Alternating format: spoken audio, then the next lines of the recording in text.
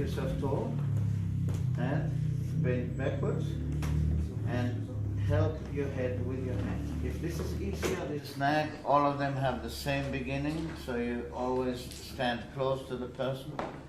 Be it central or unilateral, it doesn't matter. Usually for flexion extension you have central techniques for rotations and lateral flexion, so you have unilateral technique.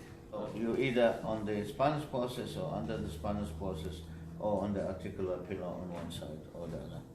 You stand close, you get in contact to the area that you want to mobilize. You snag by lifting a little bit from your fingers, and the rest is from your body. You stiffen your arm and shoulder and you lift your legs. This is the way you do it. The direction is toward the eyeball. This is the direction. Now, if it's flexion, you stay close. So bend your head down and you stay close, okay? Just like that. There will be a limit when you get so much tension in the ligaments that you can't get any further. That's it.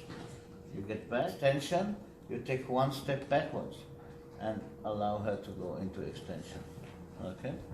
If you are doing a rotation, for example, a rotation to the right, usually that would be a unilateral technique, let's say on the right side, usually on the painful side.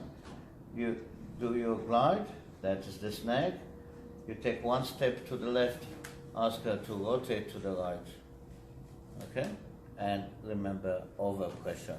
The only technique that we don't do overpressure with is extension, because it's quite aggressive by itself and the weight of the head is enough.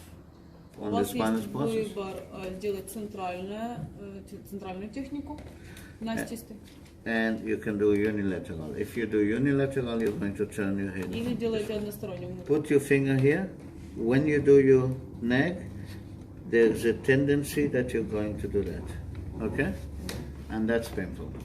И это будет больно потом. If you come over here, Если у вас рука вот таким образом, usually you pull towards yourself, so there's no tendency.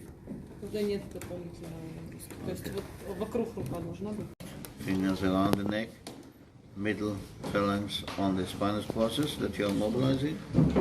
Contact from down. Feel the range, mid to end range, and then oscillate in mid to end range. This is the mobilization. It must be pain-free. If you're doing unilateral technique, don't do it from this side because there's a tendency to push this way. Do it from the other side and think laterally. Think that you are pushing in this direction. Yeah?